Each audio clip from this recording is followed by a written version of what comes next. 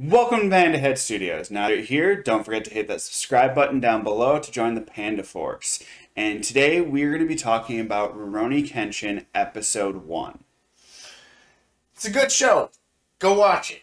Yeah. Ooh, let's at least tell them why.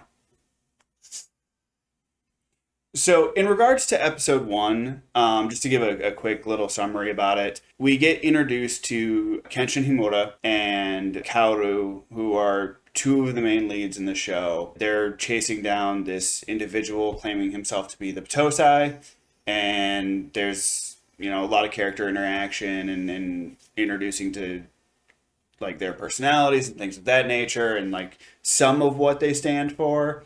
And then there's also a very amazing, really cool fight scene at the end involving this individual calling themselves the Batosai. This was the show that really got me into the more cliched animes outside of Dragon Ball Z. But they got me into stuff like Yu Yu Hakusho and even My Hero Academia definitely even Bleach. It kind of paved the way for that stuff for me to enjoy that stuff. And this is a great gateway show for me. But just the story, even watching, because I occasionally rewatch it because it just has a special nostalgic for me. Yeah, Just the story beats they have, just for this first episode especially, are so good. Where you're introduced to Kenshin, right? That starts right off with Kaoru threatening Kenshin, assuming that he is Batosai the Manslayer. Which there's the little subtlety right there. It really says a lot too. And then it's the whole show is just about them coming together and figuring out who it actually is, and you get a total sense of who they are and who the other main players of the episodes are, what their motivations are, who they are as people, what to expect from their behavior. Defined very well. Yeah. And I will say, in regards to the behavior thing, and it's something we get a taste of in this episode, but definitely is something that we see a lot more of done later, with Kenshin specifically, is Kenshin, a lot of times, we see him acting like this sort of bumbling idiot, almost, type character. Very aloof. Very aloof, just sort of going about his day in a very, I'm going about my day. But we get little hints in this episode, and it's, like I said, it's something that is progressed further on, which I love. But there are moments where something ridiculous happens, in one of the early scenes, his sword gets knocked into the air, and he's sitting there trying to figure out, what to do because it's coming down on him, and then he just catches it in his sheath and looks to the side because Kaoru ran off. Yeah, it's these little things that, he acts like this bumbling idiot, but he is so skilled at what he does. And he is highly, highly trained. Not that I think that's something that someone could do in real life, but just that sense of he knows what he is doing. You get a good sense of there, and you get a payoff at the end of this episode too. Oh, and that scene also demonstrates Kaoru's character so well, where she immediately approaches someone who's Batosai Manslayer, who you later find out has literally been murdering people. She brings it up when she accuses him of it. But you see the actual detail when you see the person pretending to be Batosai, and it's so great how she's defines how courageous she is, how she's still very young and naive a little bit, but she's strong and she knows what she's doing. You get a sense she knows what she's doing, but she's still in over her head. Yeah. And we figure out again sort of a payoff at the end of this episode with the fight with the individual calling himself the Batosai is she's in fact overconfident in her abilities. We see it because when she first confronts him when he's wearing a mask and killing cops and stuff, she ends up losing and almost losing her life at the end fight scene where this individual shows up and wants to kill her and destroy the school. She loses the fight right away. She's overconfident in her abilities, and we sort of get to see that the confidence in the beginning is really in fact overconfidence, and I love those little things. And there's a subtle hint that she has a sense of it because she still calls herself the assistant master when her father, the creator of the style, the whole reason why she's really doing what she's doing is because her father's memory is being tarnished by this guy, or father's legacy, just more specifically, is being tarnished by the fake Tosai. And like that's really why she's doing it.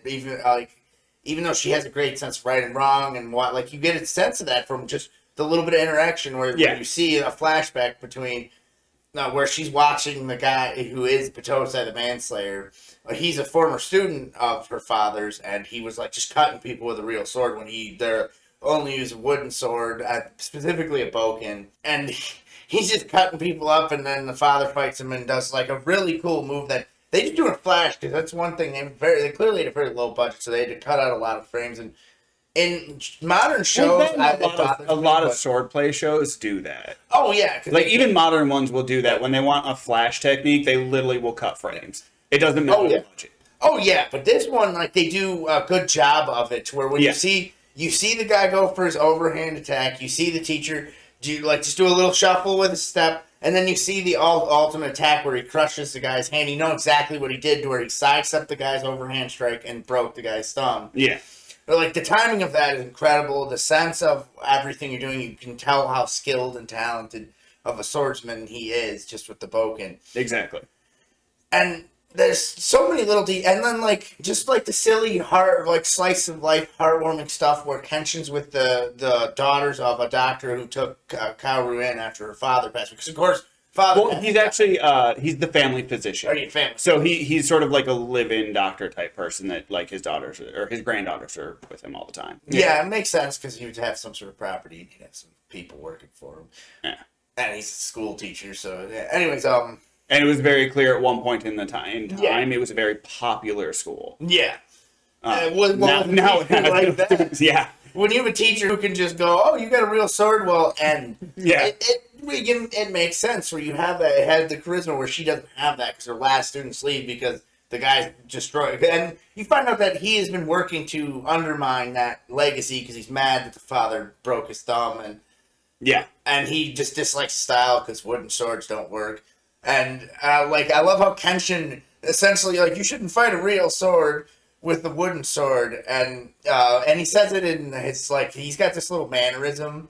Yeah, he's got a very unique way of speaking, and it's awesome. I absolutely love it, and I love the fact that they don't overdo it, because he just sort of will say something and then this sort of almost Yoda-esque speak after it.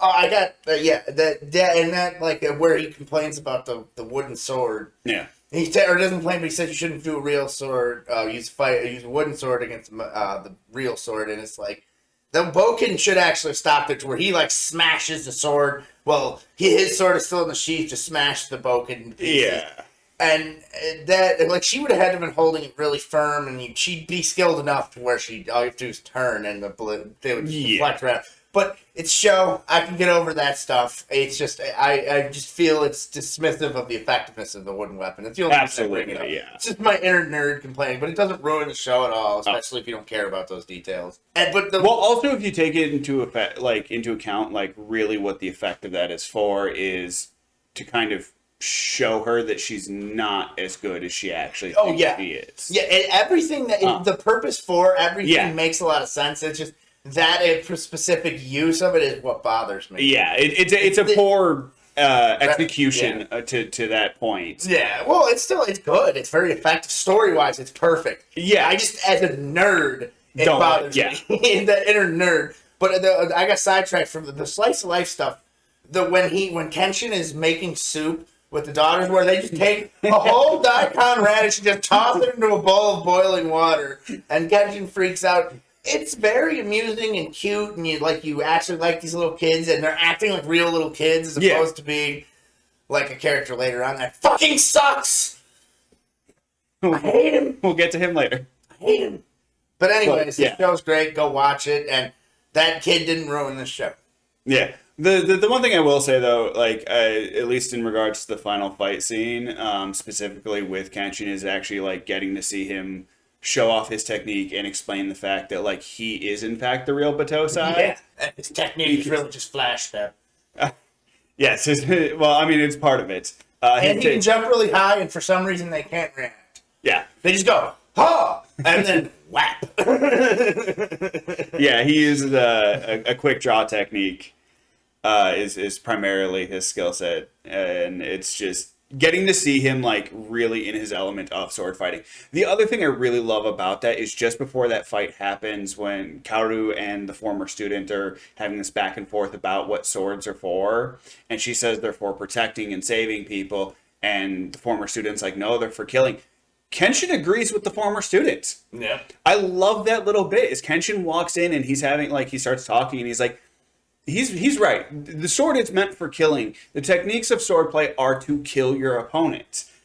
But I do wish Kaoru's mindset could be the reality. Well, he doesn't say he wishes. I prefer it. Yeah. Which it says a lot about Yeah. Kenshin and where he was and what he's become to where he was once a Cole. Like, you go watch the OVA, it is incredible. It is a totally different animal than the show too. You're right. It is a totally different animal. But the other thing is, even if you didn't go back and watch the OVAs, like if you continue further in this show, they do like flashbacks for Kenshin, where you get to see a little bit of What he like does, snippets of what he does in the past and why they call him Batosai the Manslayer. And it's really gruesome. yeah, it's totally different. This is like a lighthearted comedy where that is like the seriously dark. It's like kind of like going from Noblesse to Jujutsu Kaisen. Yeah. Like, yeah.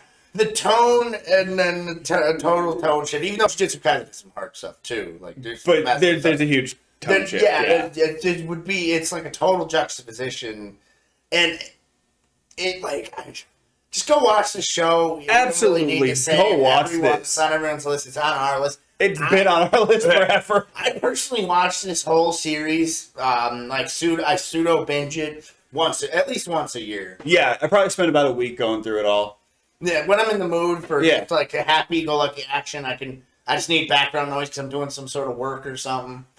Yeah, and this is one that like the dub I actually enjoy. Yeah, I like the Japanese and the subtitles just as much, but like I actually enjoy the dub. Yes, I think they did a actually pretty good job on this one. Yeah, which I can't say for a lot. Yeah, and when you watch it with subtitles and you watch it with voice acting, it doesn't seem because I have to do a whole compare and contrast. It's a lot of work. I'm not doing that unless someone wants me to and wants to fund the creation of that video.